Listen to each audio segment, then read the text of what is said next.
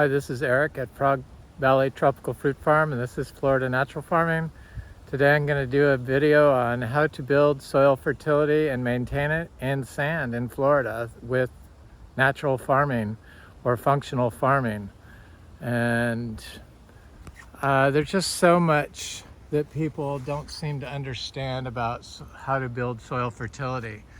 And it all basically comes down to biodiversity of plants and not disturbing the soil. A lot of people think that adding compost is creating soil fertility, but in actuality, that's not how it's done. You have to be able to build soil aggregation. And in order to build soil aggregation, you have to have a biodiverse range of plants that's undisturbed and microbial life.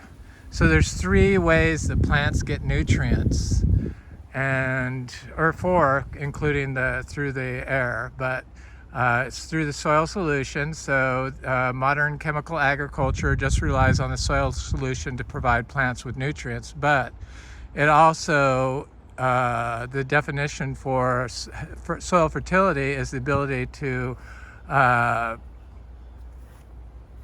sustain life. And yet modern agriculture's practices of using anti-biologicals, fungicides, herbicides, insecticides, and nitrogen-based fertilizers and mined fertilizers actually diminish life. And even in the organic farming, they've endorsed using plastic mulch on the soil, which diminishes soil life, and endorsed hydroponics. So all those things are not how you achieve soil health and soil fertility.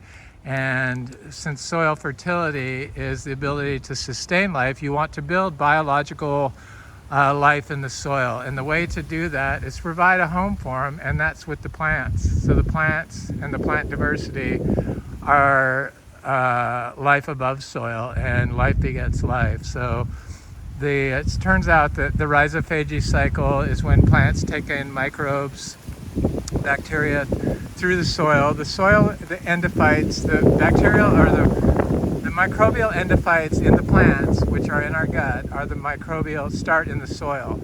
So they're considered soil microbes, but they wind up in the plant through the rhizophagy cycle and through endophytic fungi. So two ways that plants get nutrients are through fungal endophytes and the rhizophagy cycle, so roots. So a lot of farms and farm practices rely on sterilizing seeds and plants to grow, and then they grow in sterile soil medium. Well, when you sterilize seeds, you're killing all the bacteria on the seed coat, which is what is going to wind up inside the plant. I'm gonna go look at stuff that has fruit on it. I think I'll look at my star fruit and some black sapote, some other fruit trees. So when you sterilize the seed, then the plant that is grown with the sterilized seed doesn't express its root phenotype correctly. So it prevents the plant from creating root hairs, which are where the plant farms microbes that provides them nutrients like nitrogen. So the plant uptakes uptakes microbes, harvests some of them, and then farms them in the chloroplast of their cells, and then excretes them back into the soil. So when you have a biodiverse range of plants, you have a larger colony of microbes in your diversity of microbes in your soil. And in order to build soil, you need to have the living root. So the living root is the carbon in the soil, and that's what puts it there, is the living roots covering the soil. You want to keep the soil covered. In Florida, they used to tell me that you can't build soil in sand. Building soil is when you have soil aggregates form. Well, that's been disproven, and they all used to say, well, you have to use chemical fertilizers here. You can't grow organically because there are no nutrients in our sand. But the nutrients is the biology that they've been killing with the antimicrobials, modern farm practices. So the reason why they didn't have any nutrients in their soil is because they depleted them with their farm management.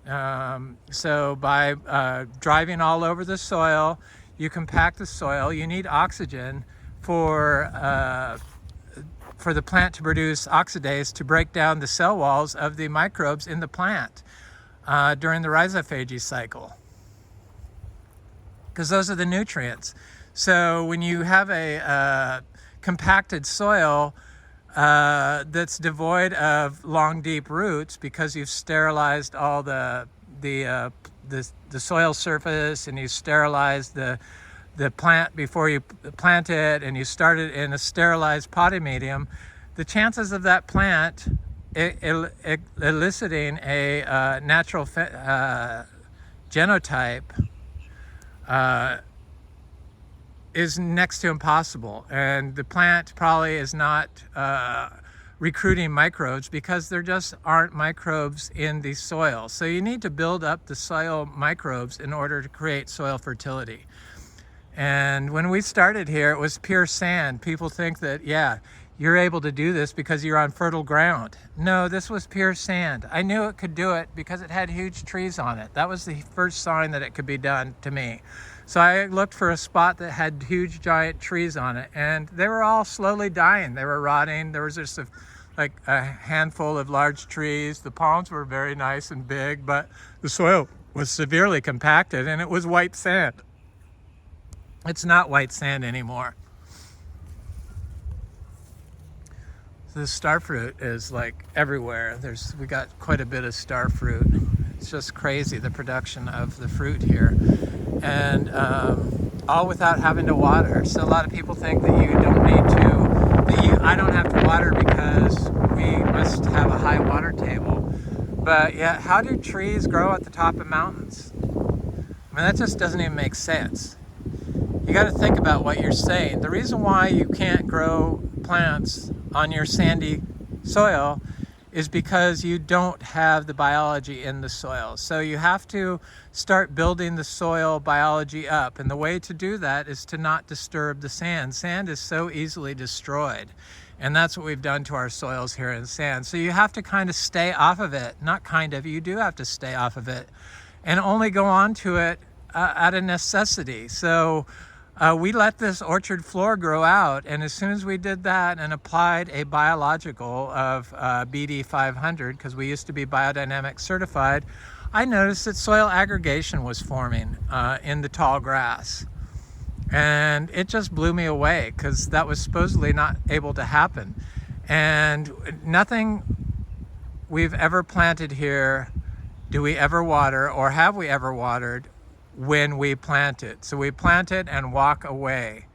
But at the beginning, stuff just wasn't living. I was continuing to mow the lawn, and I put wood chips around everything, like everyone does.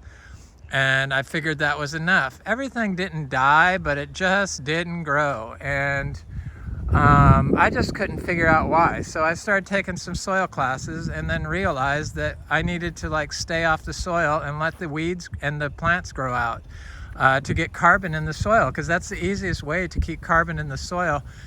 And carbon in the soil is what the microbes feed on, but you have to have a home for the microbes. So the living orchard floor, the living root system of all these plants, creates a home for the microbes to live in. And then you have to add inputs here in order to get fruit production. I do anyway. You can't just plant a tree and let the orchard floor grow out and walk away. You're just not going to get fruit production. So I researched how mangoes were grown in India, and came across Ayurvedic practices, and discovered the miniature cows of India that they use to make panchagavya recipes. Sorry if I screwed up that pronunciation. And so I discovered Indian zero budget natural farming. I knew about permaculture. Everyone kind of knows about permaculture, but permaculture is just a form of natural farming. But I don't do the chop and drop because I know that the living root is the most important thing for the plant. And sure, you can get the root exudates from the plant, but if the tree and the plants are harvesting, or not harvesting, but farming microbes, because that's what they do, they suck some bacteria in, and then create more of them inside their tissue. Those are the nutrients that are missing from our modern agriculture in our food. And because of the anti-biologicals that we use to grow food, our food has become nutrient depleted. A lot of people think it's because we have so many plants growing in a monocrop, but I don't think that's why. I believe it's because of the antibacterials and antimicrobials that they use to grow food, which makes our soil infertile and dependent on applications of fertilizers that come from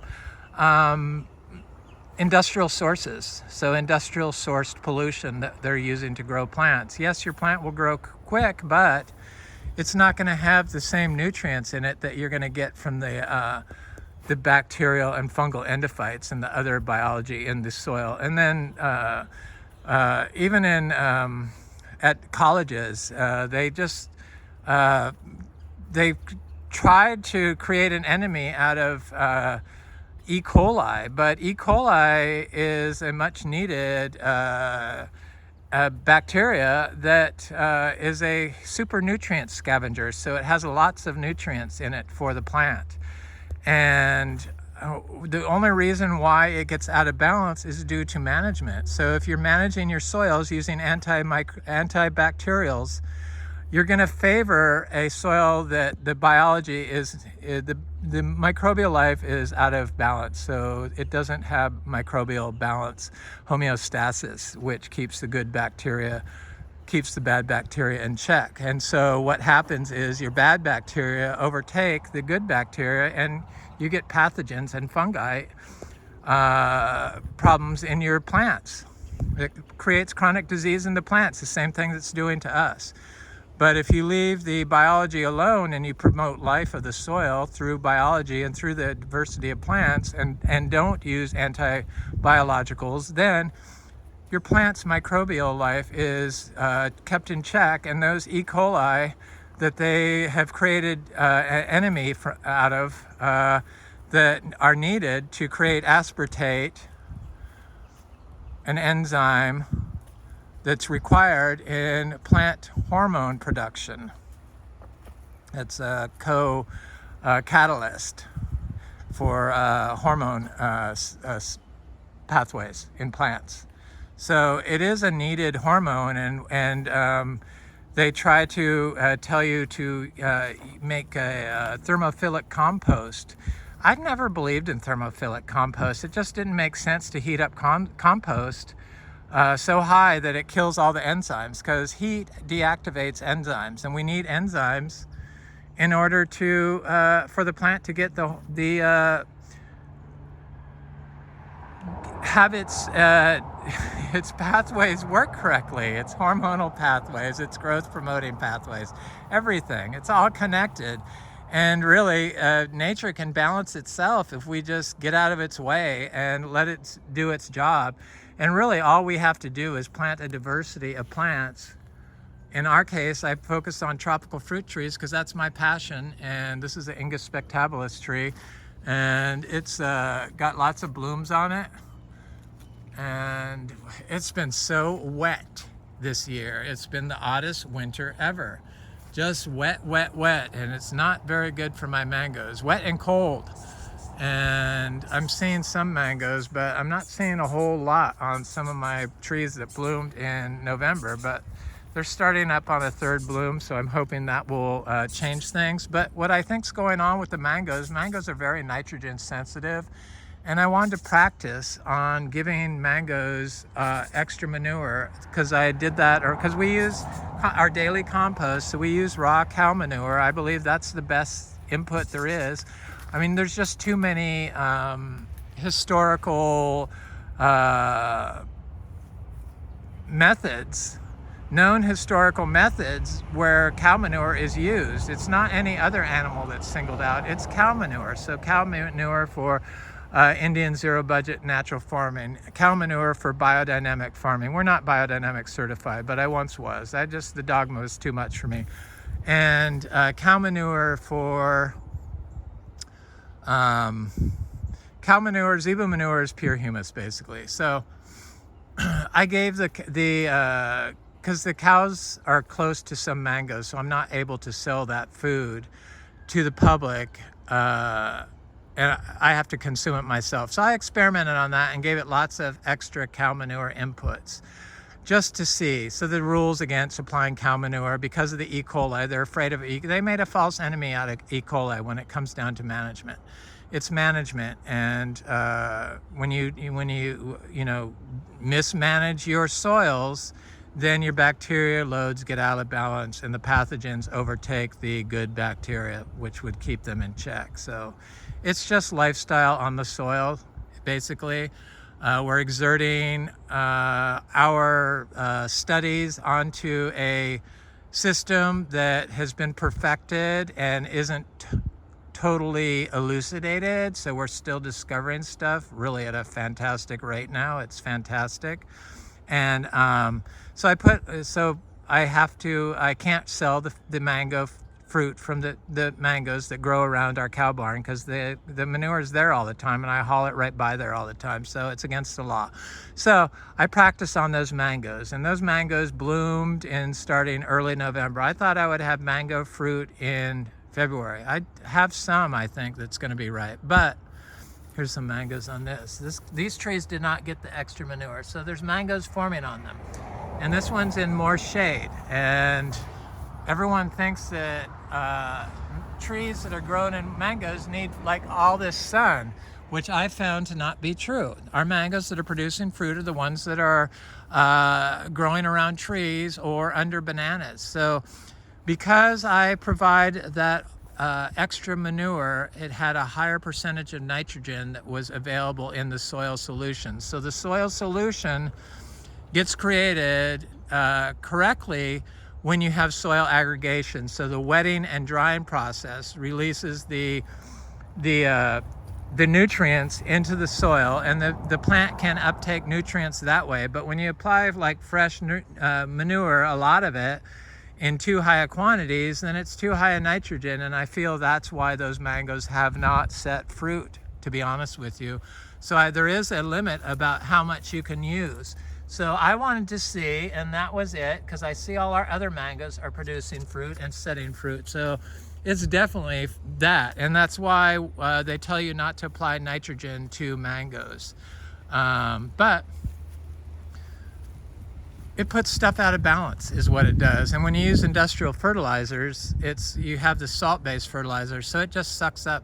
Most of the nitrogen isn't available, but I think because of all the rain we had this year, it made the soil solution high in nitrogen around those mangoes. So that's how plants can uptake nutrients also from the soil solution. And when you have soil aggregation, the fine root hairs go in to form the soil aggregates, and that's why the soil aggregates have root hairs in them. So the root hairs are full of biology that is in the soil solution. So as it rains, it goes into the soil, and when it dries, it forms the aggregates. It's like a electrochemical biological reaction, and it's really fascinating, all this stuff. I'm just amazed by it.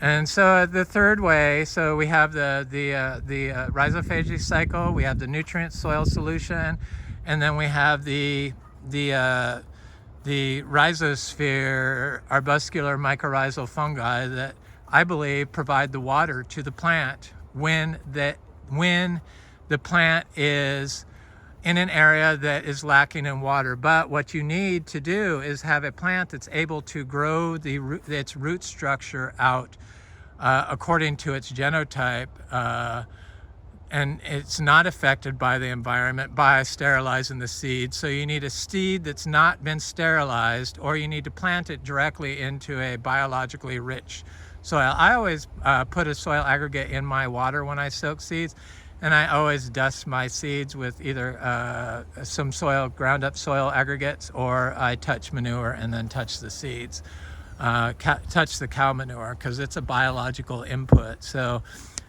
you do need to apply, I need to apply a certain amount of probiotics and prebiotics that are nutrients, because the probiotics are nutrients. You know, the cow manure is a probiotic, and prebiotics also contain nutrients, but the life breaks it down and breaks down the carbon and feeds it to the plant, and the plant uptakes the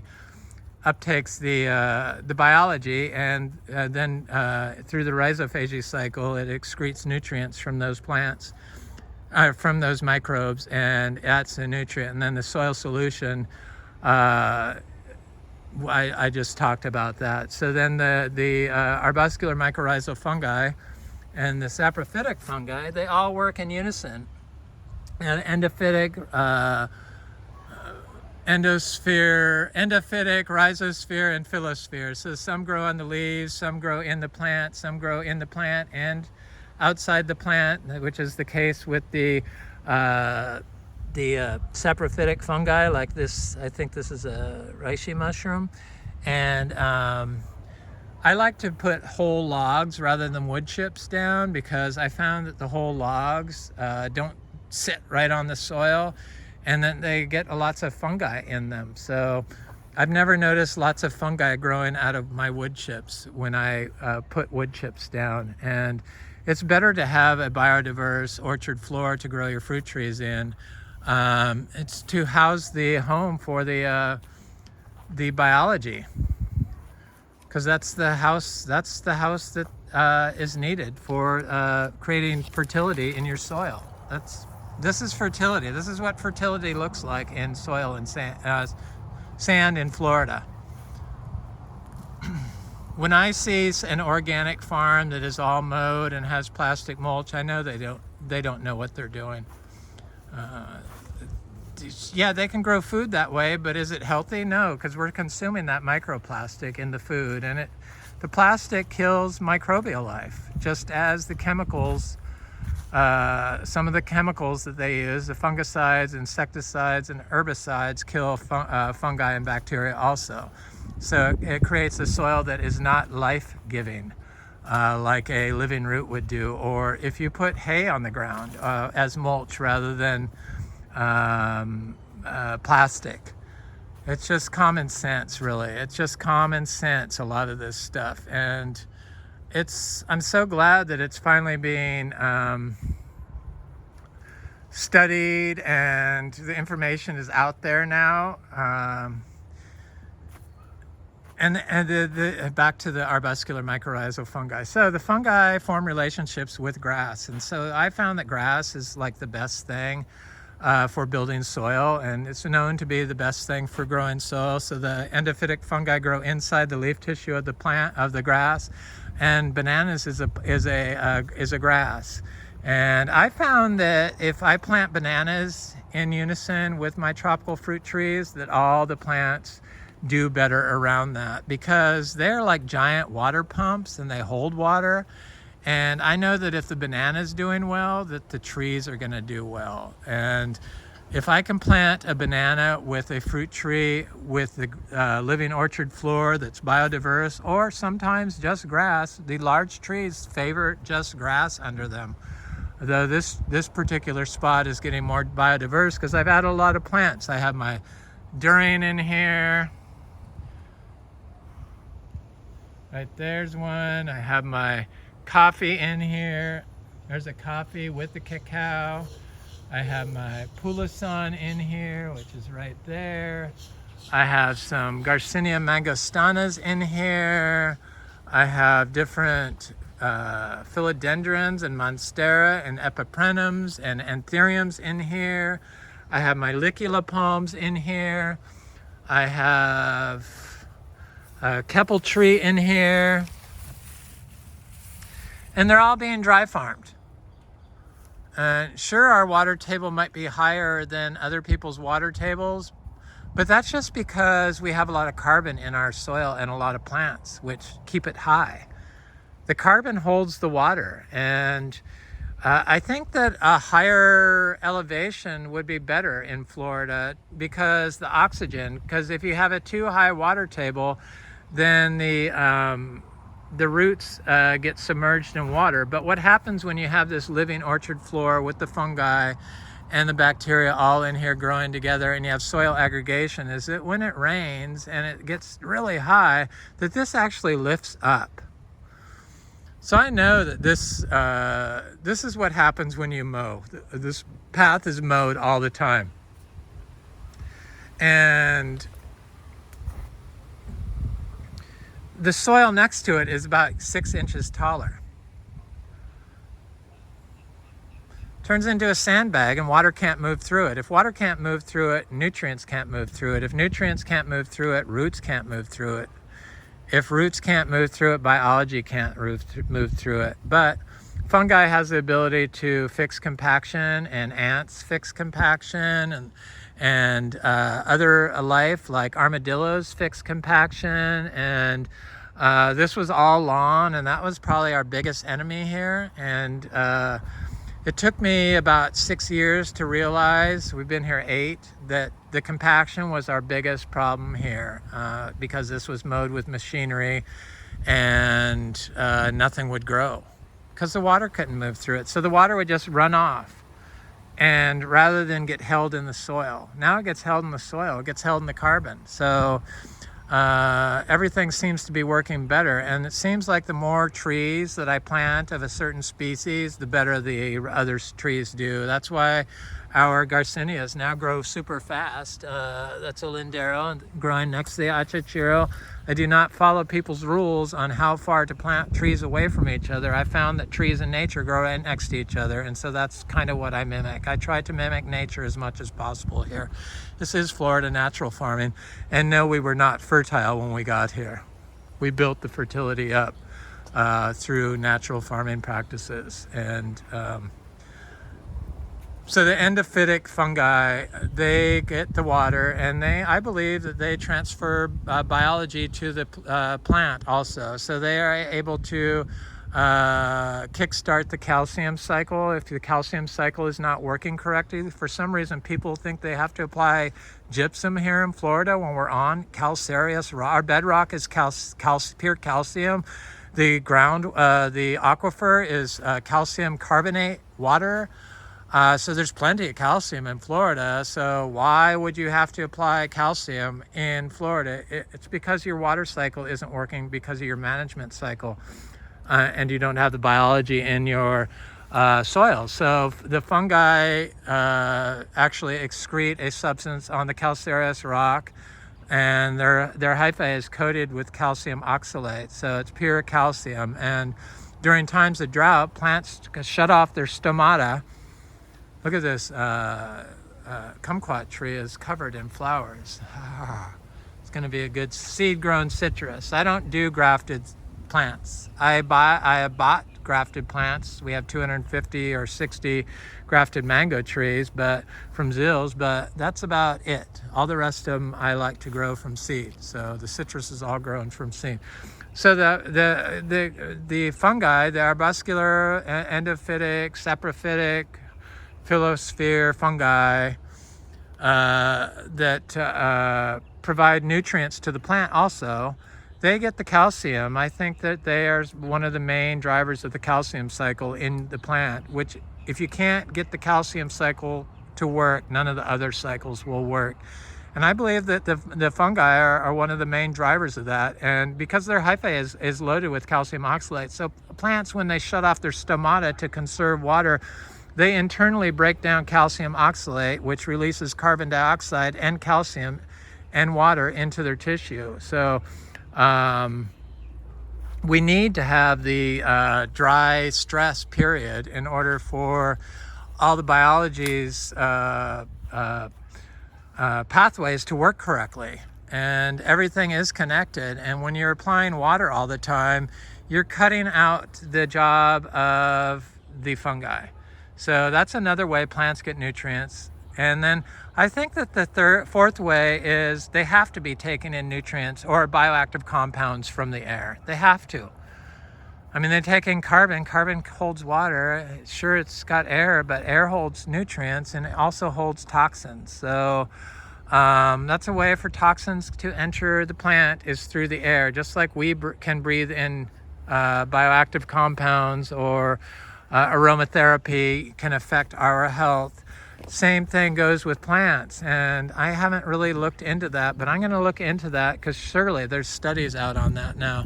And look at these little plants that I bought from Bellamy Plants.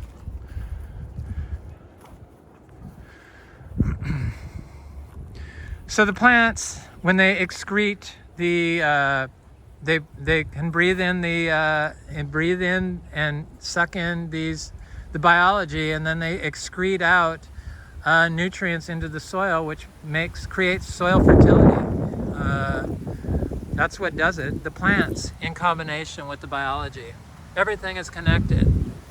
You can't get it from just applying compost on Florida sand. You can get it temporarily, and it's good to probably grow vegetables, but you can't really get it true soil fertility from just applying compost. You just have to constantly apply it, because it disappears so quickly. You can apply compost on sand, and within 7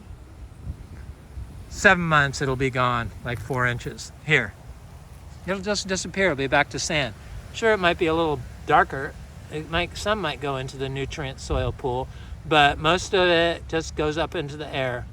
And some might get used by the plant. This is one of those new plants I got from Bellamy. That's a new leaf right there. The Puteria Boriperia. It looks great. This is the other one that had the yellow leaves when I planted it. It doesn't look quite as good, but it seems like it's okay. It had the yellow leaves when I planted it, so it's nothing that came here. It looks fine. I'm sure it's going to live. It's not going to die. Plants don't die here when I plant them. That's why I plant them bare root. When I used to plant plants from the soil, especially soils from nurseries, it's full of all kinds of toxic chemicals that affect the mitochondria of the plant in a negative mutational way.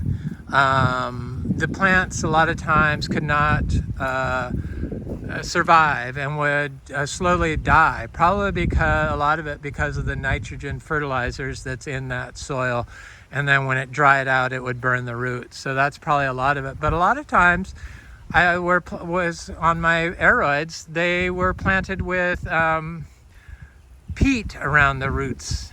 Peat is a guaranteed way for your plant to die when you plant it in the soil like this, if you're not watering. And so I discovered early on that I need to remove that soil on my aeroids. And then my friend Dan said, you need to do that with your fruit trees. I'm like, yeah, why didn't I think of that? So I started removing the soil from my fruit trees. I definitely throw the soil away from the nursery plants. For some reason, they think that glyphosate and all this other stuff. There's a fruit punch mango. I see fruit forming on it. Lots of fruit forming on it. It looks good, thank God. Yeah, I think I gave too much cow manure, so there is too much is a good thing, especially on mangoes. They're very sensitive to nitrogen. I think they would have been okay if it hadn't rained, because the nitrogen wouldn't have gone directly into the soil solution.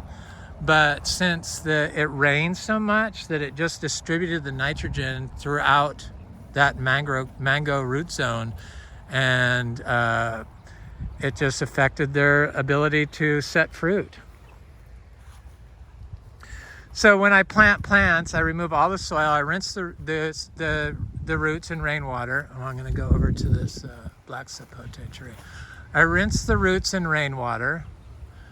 and then I plant them bare root. And that's kind of historically how fruit trees have always been grown. As far as I know, most of the fruit trees were deciduous, and they'd get them in winter and then plant them bare root. But I also heard that somebody said on TFF that historically they used to plant citrus bare root. Maybe they still do, I don't know. But all the tropical fruit trees I planted since employing that planting bare root have all survived when I plant them here. And the reason being is they need to communicate with the soil microbes in order to get the water they need if it hasn't rained, because there is water in the soil when it's dry out, because all this carbon holds 8 times its weight in water. So there is water available, but it needs the microbes to get the water to the plant. And if it's got a soil solution, a soil around it that you've gotten from the nursery, or even my organic soil, then it can't communicate directly with the soil microbes that it's being planted into. And it kind of has talking to somebody in a soundproof room. So the soil microbes cannot hear, and it's just communicating with its root ball in the soil that you planted it into. Whereas if you plant it bare root, it's communicating with the soil that it's going to be growing in, and has a better chance of survival. And I found that everything survives when I do it that way. And I do plant in the middle of a drought, and I do it in winter, and I do it in summer, and I haven't found that anything dies. Nothing has died that I know of. Sometimes rabbits get them, but that's not the same thing as a plant dying. Ever since I started planting them bare root. So we got lots of fruit on this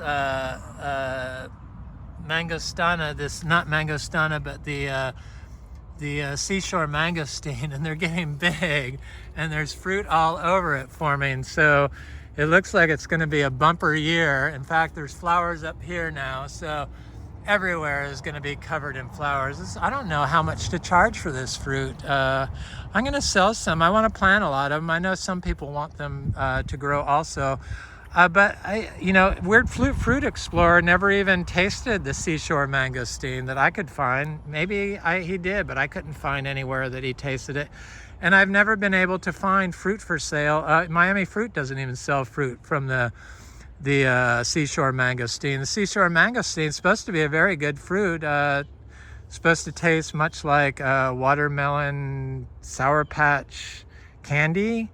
So it has a sweet sour component, which sounds really good. So it's like sweet sour with it's like a cha-cha with a hint of sour, and banana as some of the descriptions. So I'm definitely going to have enough fruit to sell, it appears. I hate to count my fruit before it matures, but it looks like it's going to be. But I don't know how much to charge for it. Of course, Miami Fruit has some weird high prices, which I refuse to do. But I know that the seeds on this aren't really cheap, so it's got to be comparable to the price of the seed. And my partner's going to do that. So if anybody knows, anybody that sells fruit from the seashore mangosteen, please let me know. And we do get a lot of fruit on our Garcinias. This is a Garcinia Gardneriana fruit, and it's got a huge bloom going on right now. Garcinias tend to flower when they're leafing out. This is a Garcinia brasiliensis. They produce year-round.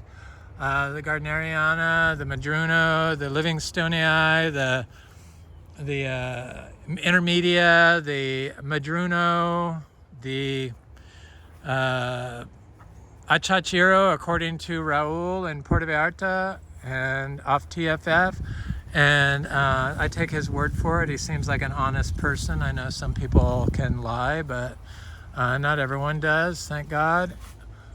So here's that red flowered. So it starts out red, and then it flowers open white.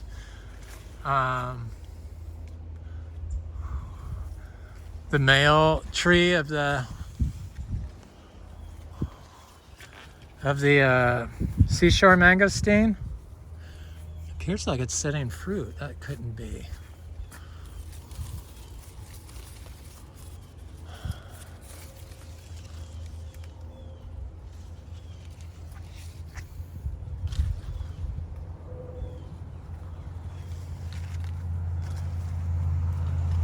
Smells so good.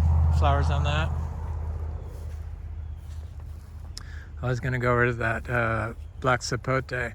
So the cashew. So all these trees, because of our soil fertility, has just reached such a state of fertility that due to the biology, which create enzymes that are responsible, aspartate, responsible for plant hormones and fruit production, everything seems to be clicking here. And now all we have to do is maintain the fertility of our soil. And the way to do that is to leave the living orchard floor and try not to disturb it.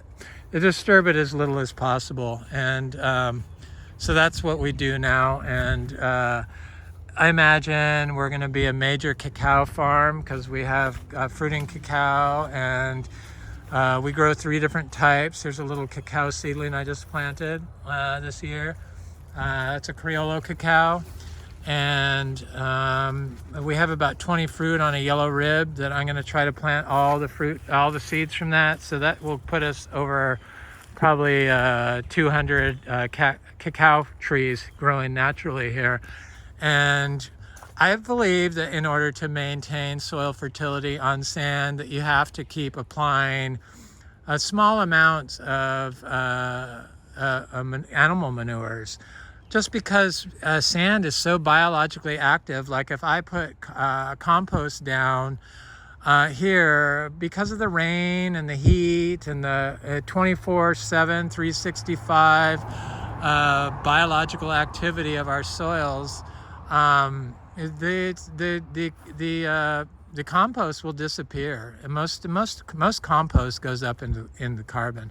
Here's another male Garcinia hambromiana tree that's covered. This is what the female is going to do. See all the droops of flowers? So this is only the second time that female hambromiana tree has flowered, but these male trees have been flowering for years, and this is the first year they did droops of flowers on basically every tip of the plant. So I believe you have to continuously apply, just as in nature, people poop every day. Animals poop every day into the system. And if you want to keep up fruit production on these tropical fruit trees, you have to apply a certain amount of compost or manure and I like to apply a probiotic with the prebiotic. I call it my daily compost. So the probiotic is the grass hay, or the prebiotic is the grass hay, and the probiotic is the raw zebu manure. And then I have to wait 120 days before I can harvest fruit off this jackfruit tree. This is an orange crust jackfruit tree that is loaded with fruit. And, some that are, male flowers that die, and then some that are female flowers that continue on and mature into fruit. But the entire tree is covered in fruit. The entire thing, flowers and fruit, it's just amazing. So every day I apply it. It's not a big job, but I do apply it, and I need to plant more bananas around my other fruit trees, around my mangoes, to suck up that extra nitrogen that I put on the soil in the form of cow manure, and which probably prevented my mangoes around the barn from producing fruit, because all the rest of them are producing fruit. This is a Kizar mango.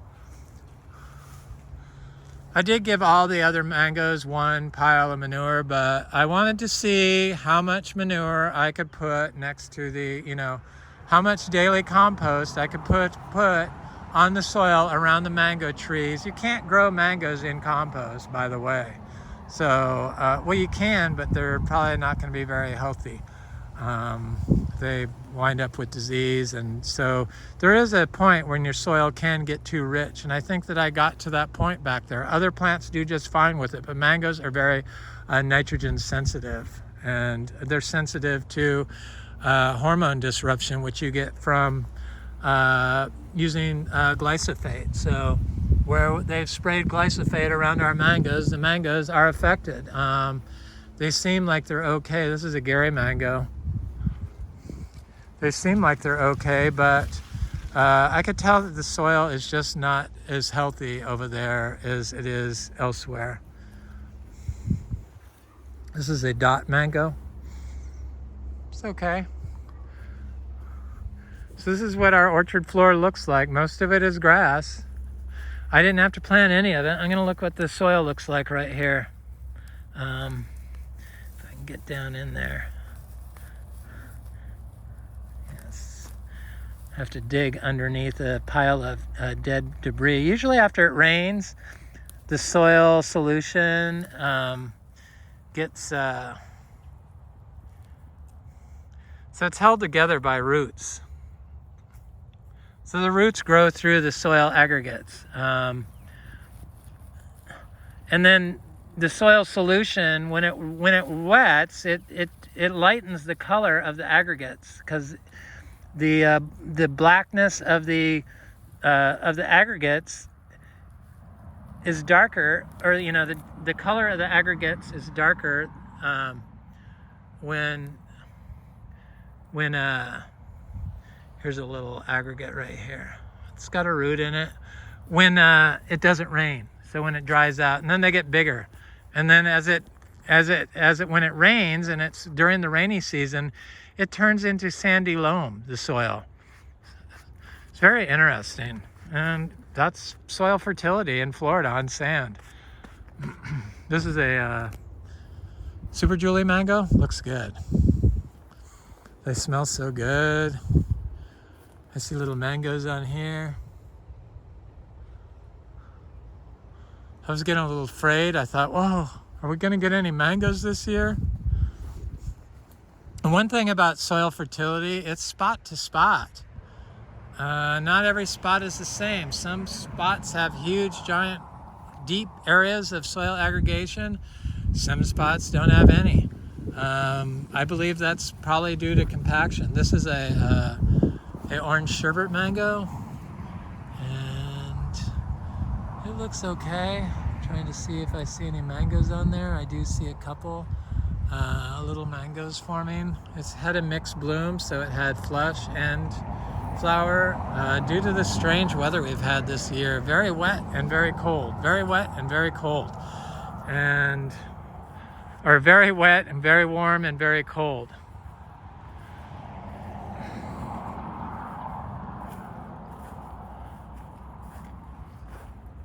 Got guavas on that big guava tree. Oh, I should go look and see if that mountain cherry guava is blooming. It's supposed to be a giant cattleya guava, but I don't know why they would call it a cherry guava, mountain cherry guava. If it's so we have 450 bananas I divided, ice cream bananas. They definitely create soil fertility. You can tell if your soil is any good by the rate your bananas grow, and that's another reason why you should have a orchard floor that you don't disturb, is because you could read the soil health, the health of your soil fertility, by the health of the cover and the diversity that's growing in it.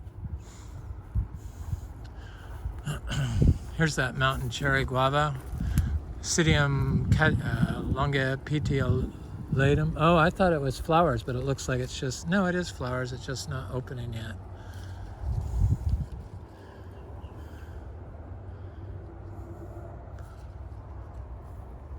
I thought there were all flower buds gonna open, but I was wrong. I make mistakes. Oops. Anyway, here's our black sapote trees. They look good. And the fruit has been very good on these this year. Super sweet and delicious. Definitely one of my favorite fruits now. And it never was like that, but it is now. It's pretty high up there on my fruits that I like, and that's why I planted 90 seeds. Hopefully some of them will pop up. Anyway, this is Eric at Frog Valley Tropical Fruit Farm, and that's our how to build soil fertility in a naturally functional farm system to grow tropical fruit trees and maintain soil fertility. This is Frog Valley Tropical Fruit Farm. I hope you have an excellent day. Please like, share, and comment. My neck. If you enjoyed this, please leave a comment. I'd like to hear from you. Thanks for watching. Enjoy your day.